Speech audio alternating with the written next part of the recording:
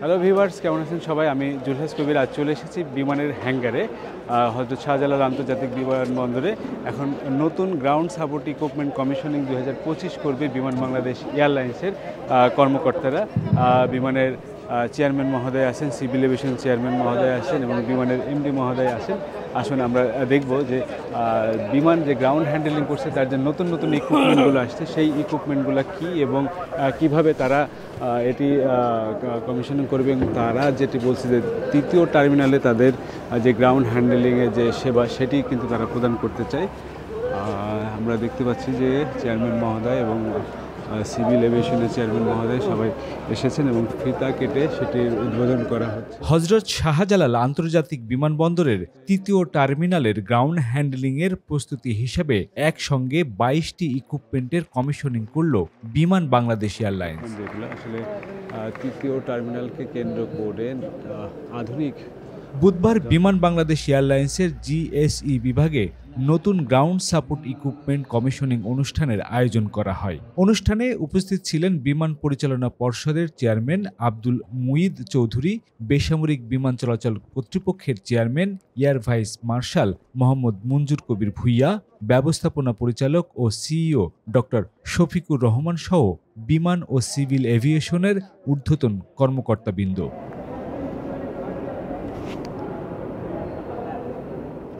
অনুষ্ঠানে মোট ৫৪ কোটি টাকা ব্যয়ে ক্রয়কৃত ৬ ধরনের মোট ৩২টি অত্যাধুনিক গ্রাউন্ড সাপোর্ট ইকুইপমেন্টের কমিশনিং করা হয়। ইকুইপমেন্ট সমূহের মধ্যে রয়েছে ২টি অত্যাধুনিক এয়ারক্রাফট কন্টেনার প্যালেট লোডার, ১২টি এয়ারক্রাফট কন্টেনার প্যালেট ট্রান্সপোর্টার ও ৯টি বেল্ট লোডার, ১১৫ টন ক্ষমতাসম্পন্ন ২টি এবং ৫৬ টন ক্ষমতাসম্পন্ন ৫টি এয়ারক্রাফট এয়ার কন্ডিশনিং ইউনিট। এছাড়াও রয়েছে ২টি এয়ার স্টার্ট ইউনিট।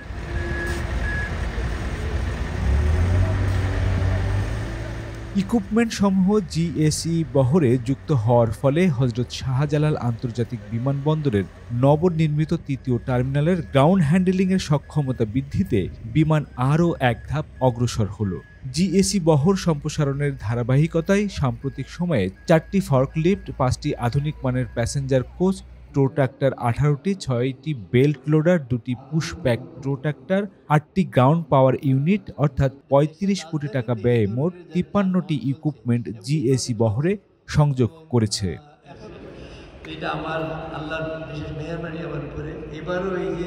অচিরেই আরও ৬টি এয়ারক্রাফট প্যাসেঞ্জার স্টেপস, ৪টি পুশকার্ট, 4টি অত্যাধুনিক অ্যাম্বুলিফট বহরে যুক্ত হবে।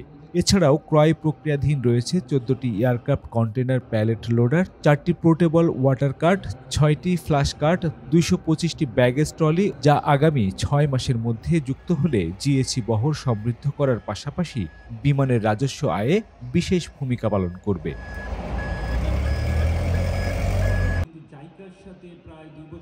অনুষ্ঠানে জানানো হয়, সময়ের সাথে আরও বিভিন্ন ইকুইপমেন্ট ক্রয়ের পরিকল্পনা ইতিমধ্যে গ্রহণ করা হয়েছে। ইকুইপমেন্ট ক্রয়ের পাশাপাশি ২০ জন সহকারী ব্যবস্থাপক, ৮১ জন জিএসই অপারেটর, ৭১ জন মেকানিক, ইলেকট্রিশিয়ান সহ বিভিন্ন পদে মোট ১৯৩ জন জনবল নিয়োগ কার্যক্রম চলমান রয়েছে।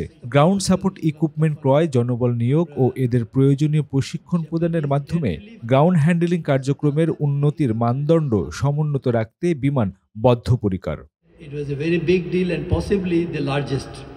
বিমান পরিচালনা পর্ষদের চেয়ারম্যান বলেন, আগামীতে বিমান সুষ্ঠু পরিকল্পনা মাফিক এই গ্রাউন্ড হ্যান্ডেলিং পরিচালনা করবে এবং আন্তর্জাতিক মানের সেবা দিতে বিমানের সকল ধরনের প্রস্তুতি রয়েছে। কেউ যদি বলে সে তা বিমানের সার্ভিসে সন্তুষ্ট না, তাইলে তো সেখান থেকে চালনাই বন্ধ করে দিত। এখানে যে লোক আসছে, প্যাসেঞ্জাররা কি বলছে, এয়ারলাইন কি বললো সেটা ইম্পর্টেন্ট না, প্যাসেঞ্জারদের মন্তব্যটা কি। প্যাসেঞ্জাররা খুশি আসে যে এখানে, প্যাসেঞ্জারের সমস্যা হয় ইমিগ্রেশন নিয়ে, প্যাসেঞ্জারের সমস্যা হয় কাস্টমস নিয়ে, বিমানের সার্ভিস নিয়ে তো সমস্যা হয় না। আমাদের সম্পদের সীমাবদ্ধতা আছে, কিন্তু আমাদের অভিজ্ঞতা আছে, আমরা করতে পারছি, করতে পারবো। এটা ব্যাপারে কোনো দ্বিমত পোষণ করার কোনো কারণ নেই। আচ্ছা, আমি এই যে কথাগুলো বলছি, মানে আমার কোনো শেয়ার আছে? বিমান আমাকে কিছু অতিরিক্ত পয়সা দেবে? না স্যার, তো দেবে না। তাইলে কেন বলছি? বিকজ আমার বিশ্বাস আছে দেখেছি আমি বিমান করতে পারে, এখনও দেখছি করতে পারছে। এই যে পরিবর্তনগুলো হচ্ছে, চেয়ারম্যান সাহেব যে বললেন ওনার বক্তব্যে, এই পরিবর্তনটা কেমনে হলো? বিমানে এই লোকগুলোই তো করছে। এই যে এত যন্ত্রপাতি বিমান আমদানি করলো, এটা বলে আমদানি করছি কিন্তু চালাতে পারবো না, তা তো না। ওই যে বিভিন্ন এয়ারলাইনের প্লেন পড়ে আছে, এয়ারক্রাফট বন্ধ এখানে, তারা লোক চালাতে পারছে না। আমাদের তো সবগুলোই চলবে, চালাবে কি? আমাদের লোকই চালাবে। অনুষ্ঠানে সিভিল এভিয়েশনের চেয়ারম্যান জানান, গেল 6 মাসে বিমানের গ্রাউন্ড হ্যান্ডলিংয়ের যে সক্ষমতার প্রমাণ দিয়েছে তাতে সন্তুষ্ট কর্তৃপক্ষ। আগামীতে তৃতীয় টার্মিনালে গ্রাউন্ড হ্যান্ডলিংয়ে বিমান তার সক্ষমতার প্রমাণ দিবে এবং ভালো করবে বলে আশা করেন তিনি। ডাবল ক্যাপাসিটির প্যাসেঞ্জার ক্যারি করবে, সেই পরিমাণ বোর্ডিং ব্রিজ, ইকুইপমেন্টস এর অন্যান্য জিনিসকে আমরা প্রোভাইড করতে পেরেছি, আমরা হয়তো পারিনি। যার জন্য হয়েছে টোটাল সবগুলো যদি মিলান তাহলে কিন্তু দেখবেন যে সেই স্ট্যান্ডার্ড অনুযায়ী যে সার্ভিস এখন বিমান দিচ্ছে যথেষ্ট ভালো সার্ভিস দিচ্ছে বলে আমি মনে করছি, এবং ভবিষ্যতেও আমরা মনে হয় যে আমরা থার্ড টার্মিনালও বিমানে যথেষ্ট ভালো সার্ভিস দিবে, যেহেতু ইনফ্রাস্ট্রাকচার যে সমস্যা ছিল সেটা থাকছে না, বোর্ডিং ব্রিজের সমস্যা থাকছে না, এবং আমাদের ওখানে লাগেজ বেল্টেরও সমস্যা ছিল, যে সমস্যা থাকছে না। তো সব ইনফ্রাস্ট্রাকচার যখন আছে, আমাদের লোকজন পারবে না কেন, এতদিন ধরে পেরে আসছে, পারবে। এবং আপনারা দেখেছেন যে গত 6 মাসে তারা যথেষ্ট ভালোভাবে পেরেছে, এবং আমরা প্রশংসা পাচ্ছি সব দিক দিয়ে, সব অর্গানাইজেশন মিলে কাজ করছে। ইনশাল্লাহ তারা ভিতরে গিয়েছে এবং প্রত্যেকটা জিনিস চেক করে দেখেছে যে যাত্রী সেবার মান এখন সর্বোচ্চ পর্যায়ে যাচ্ছে বর্তমানে।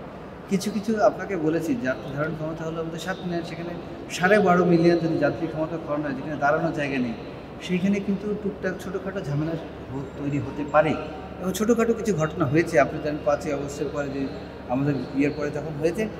যন্ত্রপাতি কিন্তু বিমান প্রতিদিন তার বহরে একটু একটু করে যুক্ত করছে, তারই একটা অংশ হিসাবে এরকম হেভি কিছু ইকুইপমেন্ট আমরা দেখতে পাচ্ছি যে তারা কিন্তু এর মধ্যে নিয়ে এসেছে, এবং এইগুলো কমিশনিং করা হলো, এবং এর মাধ্যমে বিমান তার সক্ষমতার প্রমাণ কিন্তু দিয়ে যাচ্ছে। তারা বলছেন যে আগামীতে বিমান যে পরিকল্পনা করে সামনের দিকে এগিয়েছে, তাতে করে বিমান খুব দ্রুত সময়ের মধ্যে তাদের সেবার মান বিশ্বমানের একটা পর্যায়ে নিয়ে যাবে, এবং তারা গ্রাউন্ড সাপোর্ট যেটি, গ্রাউন্ড হ্যান্ডলিং যেটি, সেইগুলো কিন্তু খুব সুচারু এবং সুন্দরভাবে দেবেন, যাতে করে এতদিনের বিমানের যে দুর্নাম ছিল সেইগুলোকে ঘোচানোর চেষ্টা তারা করছেন বারবার।